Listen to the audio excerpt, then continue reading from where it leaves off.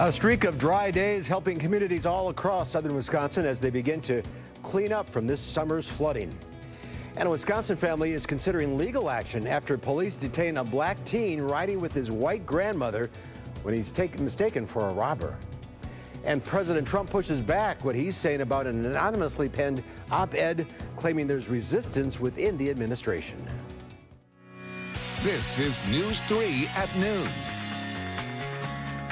Good afternoon, everyone. I'm Mark Kane. Thanks for tuning in to News 3. Happy Friday to us all. We'll get to those stories in a bit, but first, let's head over to the Weather Center. Meteorologist Chris Reese has a look at our first alert forecast. I don't think it could get much better. It cannot get much better than this. This is the perfect fall time forecast for us here in South Central Wisconsin. We're enjoying the sunshine, but we are also enjoying those cool temperatures. Right as we entered into meteorological fall, temperatures start to feel like it. Enjoy it, though. There's a taste of summer in our forecast as well. 64 the temperature right now. A lot of the upper level cloud cover helping to keep things a little bit on the cooler side of things. Here's a look at that upper level cloud cover outside, so you kind of just see it's a little bit gray, but nonetheless it does feel pretty good. Like I mentioned, 64 dew points into the low 50s. Here's a look at that cloud cover kind of streaming in, and you'll notice it's relatively thin cloud cover. The thicker cloud cover is south of that Illinois border. That is where they are seeing rain right now. That's associated with remnants of Gordon coming through. You can even see the little center of circulation with Gordon here. And then this is a front that's going to be moving south, interacting with that. And that'll produce a heavy rain event for the Ohio Valley. We are missing out on that. So expect a mix of sun and clouds going through the rest of the afternoon. Same for the overnight hours with sunshine into your Saturday, starting off the day tomorrow in the 50s, Mark. Well, we lucked out there with Gordon staying south. Oh, we really lucked out because it was very close, and I was concerned for another heavy rain event this time last week. But seeing it stay to the south is a very welcome sign. We'll take the clouds. Yes. All right. Thank you, Chris. The Baraboo River expected to crest near Baraboo right about now. With not much rain in the forecast, people living in communities like Baraboo and Reedsburg will now focus on cleanup. If you've already been hit by flooding, hopefully you've already dried and ventilated your home as much as possible. That should be done within 24 to 48 hours. Anything that isn't dry, like furniture, carpet, or drywall, should be removed and thrown away. Governor Walker will be in Reedsburg today surveying the flood damage and talking to people about recovery efforts. Schools in Reedsburg are not opening until Monday. Same holds true for Montello. There are no other school closings or delays to tell you about right now, but we'll continue to update that list if it changes over on channel3000.com. And in Dane County, cleanup efforts at Middleton's Pheasant Branch Conservancy will continue this weekend, and you have a chance to help out. The Conservancy is looking at $2.5 million in damage as a result of flooding. There's a call out for volunteers to help with some of the cleanup. If you are interested, you should show up at these locations on your screen Sunday around 1 o'clock. You're asked to bring your own work gloves and wear sturdy shoes. Anybody under the age of 18 will need to have a parent or guardian sign a waiver. In Rock County, flooding will likely be worse than originally thought. The National Weather Service is saying water levels on Lake Kaganza could reach major flood stages, possibly rising to just shy of 12 feet by next Tuesday. It's short of the record-setting 15.1 feet in 2008. But emergency management crews still want people living around there to be prepared. There are 5 different locations for sandbags across the county. We have those locations listed over on channel3000.com as well. And you can stay up to date with our forecast by downloading the Channel 3000 First Alert Weather and Traffic app. Just search Channel 3000 in your phone's app store. In other news, the family of a black teenager from Wisconsin is considering legal action against the police department in Wauwatosa. The teen was handcuffed over an apparent false robbery call. He was riding in the car with his white grandmother when the car was pulled over. Police say they had a tip that 2 black males were robbing a white woman nearby. Michelle Miller has more. Come out with your hands up, face away from us. After ordering 18-year-old Akil Carter out of his grandmother's car, Hands up high in the air. Face away from us. Walk to the sidewalk. Police placed him in handcuffs and ordered him into the back of a squad car. Officer Gabriel's going to get some information from you, okay? Grandmother Paulette Barr had just left church and was driving Akil to work when police stopped them. Officers say they initially started following them after an African-American man and woman identified the vehicle. They said it was carrying a white woman who was being robbed by two black men. But police say they never got a formal statement from those witnesses because they left the area. The family's attorney is skeptical. It seems strange that for all the dash cam footage the police have turned over, we have not seen anything where the officer's interacting with these people. After Carter was detained, an officer is seen exiting the patrol car with his gun outside the holster. Officers then approached the teen's grandmother. Is everything okay? This is my grandson. That's your grandson? Yes. Police say Carter was handcuffed for approximately 6 minutes. Well, I'm guessing what this sounds like is a really big misunderstanding. After the teen was released, a witness captured his grandmother's reaction. That's your grandson? My grandson. Wow. The family's attorney says even if the police account is accurate, the officers clearly overreacted. Any random person can run up to a police officer now and say, stop that car, it's engaged in a robbery, and that's all it takes. The family's attorney says the frightening encounter left the grandmother feeling helpless, wondering what she could have done to protect her grandson. Michelle Miller, CBS News, New York. And a police spokesperson says the officers responded appropriately and released the teen as soon as they realized there was a misunderstanding. Well, President Trump heads to the Dakotas today after a stop in Montana last night. During that stop, the president hit back against the author of an anonymous op-ed in the New York Times. The author of the editorial claims to be part of an anti-Trump resistance working diligently from within to frustrate parts of the president's agenda. The president called on the New York Times to immediately publish the author's name for the sake of national security. Unelected deep state operatives who defy the voters to push their own secret agendas are truly a threat to democracy itself. Nearly every cabinet member from Vice President Pence on down issued a statement denying being the author. Chief of Staff John Kelly and Attorney General Jeff Sessions are two notable names that have not issued public denials. On behalf of Sessions, Department of Justice officials pointed to Press Secretary Sarah Sanders' statement in which she called the author a, quote, gutless loser. United States Secretary of Defense James Madison is in Afghanistan. He made an unannounced trip to Kabul today and met with the president of that country. His trip comes days after a suicide bomber killed 21 people and hurt nearly 100 more. U.S. forces have started a coalition with the Afghan forces in efforts to fight both the Islamic State and the Taliban. Former President Barack Obama is set to get involved in the midterm campaigns. He is previewing his message right now at the University of Illinois at Urbana-Champaign. But his official campaign event starts tomorrow in California. The former president plans to support Democrats in Ohio, Illinois, and Pennsylvania this month. Last month, Obama endorsed 81 candidates in states all across the country. There's more to come on News 3 at noon. Up next, we'll see what Howard's working on in the Mr. Food Test Kitchen. Years ago, I got a recipe from my grandmother that I want to share with you. And the timing couldn't be better, since this weekend is Grandparents' Day.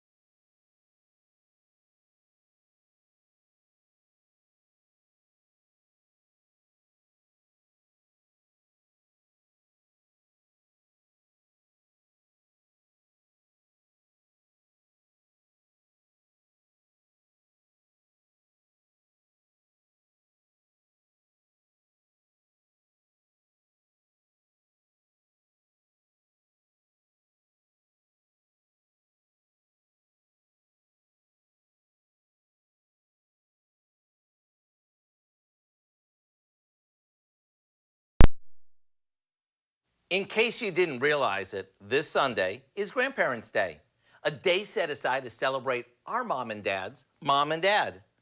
While you're coming up with ways to make them feel extra special, why not take a few extra minutes to learn something from them? This was something I did with my grandmother Rose before she passed away. I asked her to share a few of her favorite recipes with me so that they could live on as part of her legacy. She did, and now I want to share one of them with you. It's her noodle pudding, or as we call it, kugel, and boy is it good. She told me how she made it and how much pleasure she got from serving it to her family. Then my grandmother let me in on what her secret ingredient was. It's lots of TLC. For those of you who aren't familiar with noodle pudding, it might sound a bit odd, but think of it as a really tasty bread pudding, only made with noodles instead of bread. To get the recipe for our best ever noodle pudding, all you have to do is visit our website. I'm Howard in the Mr. Food Test Kitchen, where today we found a grandmotherly way for you to say, ooh, it's so good. All right, Howard, people heading out to Prep Mania or Badger football games this weekend, you're going to enjoy sitting in the stands. Chris Reese joins us with our dry forecast next at noon.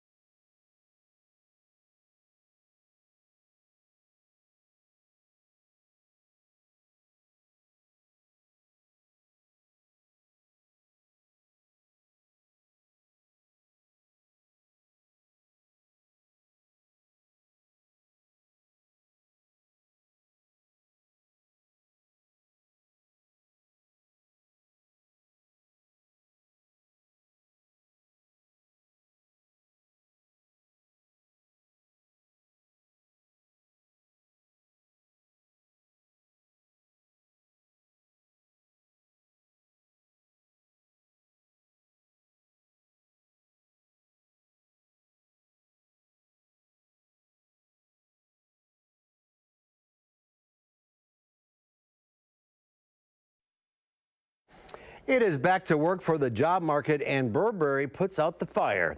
Here's Diane King Hall with today's Money Watch report.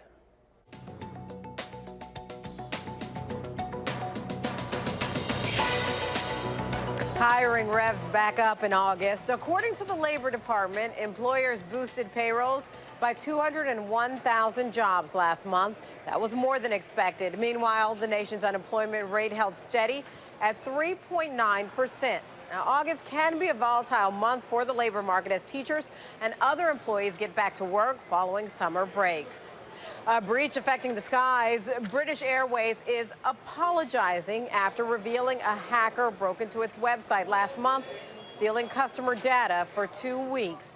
Nearly 400,000 customers had information compromised, including personal and financial details. The airline says it is contacting affected customers. On the road, Ford is recalling some 2 million F-150 trucks because of a possible fire hazard related to seat belts.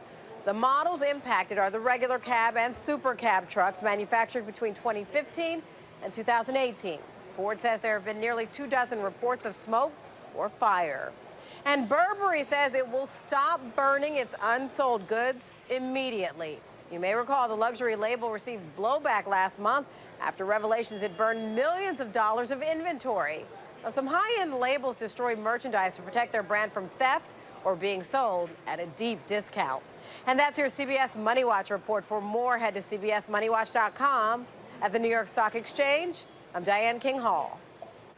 Diane, thank you. The Dow Industrials down 149 points at the noon hour. The NASDAQ down 10. Q106 Farm Director Pam Yankee is out of the radio barn. She'll be back on Monday, so here are your farm numbers.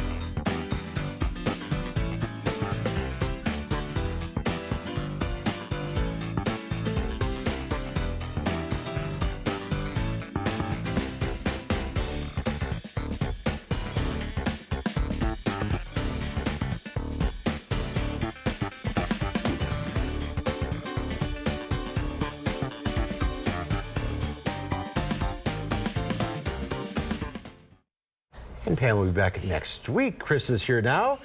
Good looking weekend coming up. Oh, it's an amazing looking weekend coming up. Temperatures are going to be a little bit below average for a change. So it's not going to be all that hot or humid, but it's also going to be full of sunshine out there, Mark. And so we've seen some of that so far this morning, though there is a little bit of cloud cover kind of impeding that. But if anything, it's just kind of help keeping that fall feel around. Maybe you want to go ahead and get yourself something pumpkin spice related at this point. That's just kind of how it feels out there. The forecast high 70, usually for this time of the year, we see those highs right around 75 degrees. So we are going to be at least a couple degrees below average. 64 degrees right now. That cloud cover really kind of helping or hindering rather those temperatures from really taking off into the 70s as they could have. Now, Janesville is at 72 right now. That is the warm spot, but you'll see just about everyone else is in the low to mid 70s at this hour. 64 is actually a pretty common number, but here's a look at that cloud cover, really confined over the southern half of the state. Your thicker cloud cover, that's going to be just south of the border across portions of Illinois. That is also where they have seen most of the rain as we have gone through the past couple of hours. We are dry in the state of Wisconsin, but here's the center of circulation that is associated with the remnants of Gordon, moving up and now interacting with the front that is diving to the south. That's going to create a heavy rain event from about St. Louis all the way over to the Queen City. Here this is put into motion. Watch how as the front and the region of low pressure begin to interact. We have that very heavy rain that essentially overspreads the Ohio Valley. That's going to work its way eastward as we go through the weekend. For us, high pressure remains in control. That is going to keep plenty of sunshine around as we go through the weekend and the start of next week as well. So as we go through tonight, we'll see our lows falling into the low 60s originally, and then eventually cooling off to about 50 degrees. Some upper 40s will likely be seen. By tomorrow afternoon, we'll see those highs right around 74 degrees. That will bode well for the Badger game that we have going on. 68 at kickoff by the fifth quarter, likely seeing those temperatures reaching the low 70s under plenty of sunshine. And while we are enjoying our calm weather, our friends on the East Coast are bracing for the potential impact of a major hurricane. The latest track from the National Hurricane Center has that reaching Category 4 strength and then potentially impacting the Carolinas. And we're watching this because it's strengthening just so quickly. In fact, as we've gone from 1980 through 2017, we've really seen an increase in a lot of those rapid intensifying tropical systems. So that's something to really watch closely. But today we'll see those highs right around 68 degrees for tomorrow, or for tonight rather. Our lows will fall to about 50. Then tomorrow we'll see more sunshine as well. Temperatures right around 73 degrees for your high, staying in the 70s as we go through the start of next week. 80s showing up by the end of the week and towards next weekend, and some of those could be mid to upper 80s. There are signs of that, you know, nice, what does everyone call it? The back to school heat up that happens around here. So there are signs of that happening as we get you towards days 9 and 10 there. But in the meantime, we will be in the low 70s. I don't see any raindrops on that. I don't see any raindrops either, and I think that is a much welcome change. Absolutely. Yes. All right, Chris, thank you. Well, there's more to come on News 3 at noon. Up next, his use of social media is often talked about in the news. Now, a book states the president claims to be the Hemingway of Twitter. That story is next at noon.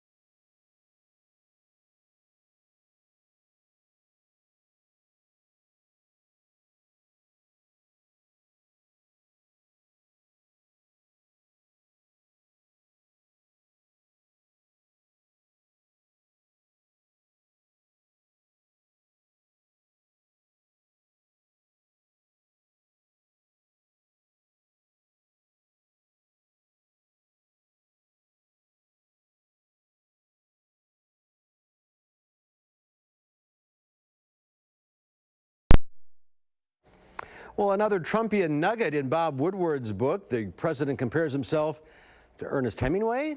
In what way, you may ask? Well, CNN's Jeannie Mose explains. Would Ernest Hemingway be amused, or would he be catty about it? In Bob Woodward's new book, President Trump compares himself to one of America's greatest writers. While lamenting Twitter's switch from 140 to 280 characters, the president is quoted as saying, "It's a bit of a shame because I was the Ernest Hemingway of 140 characters. As sure as the sun also rises, so did the spoofs." And imagine Trump tweet, "The sun also rises should only set. Earth laughing at it, getting sunlight for free, I will change." And how do we know that line out of Woodward's book is true? Because the president himself has said the same thing on camera. It was almost 3 years ago. Somebody said, I'm the Ernest Hemingway of 140 characters. Can you believe that? Some couldn't. I've read Hemingway, and you, sir, are no Hemingway. The hybrid @TrumpHemingway became a Twitter account, posting tweets such as, I like any bulls who like me. It is true that both men seem partial to Bull. Instead of a farewell to arms, someone tweeted a farewell to Nambia, referencing the time. Nambia. President Trump mispronounced Namibia's name. The quote, somebody said I'm the Ernest Hemingway of 140 characters, even ended up on a pillow and was repeated by former Trump campaign manager Corey Lewandowski. He's the Ernest Hemingway of Twitter. Hemingway's heyday was long before Twitter. Was the master of the deceptively simple sentence. President Trump has likewise been known to write deceptively when he bangs out those tweets in earnest. Bing, bing, bing. Jeannie Mo, CNN, Bing, bing, bing. New York. And so it goes. All right, the weather looking great. We need to dry out around here. We really will dry out. We're going to enjoy the next 10 days, primarily rain-free. That is fantastic. Some clouds will be around as we go through the weekend. That is just because the remnants of Gordon are going to be so close in the Ohio Valley that he could stream some cloud cover northward. Otherwise, expect full sunshine through next week. Looking better, that's for Absolutely. sure. Thanks for watching. We'll see you back here at 4. Have a great afternoon. Making plans that are weather dependent? Get an accurate 12-hour, even a 10-day forecast. Download the Channel 3000 First Alert Weather app and start planning.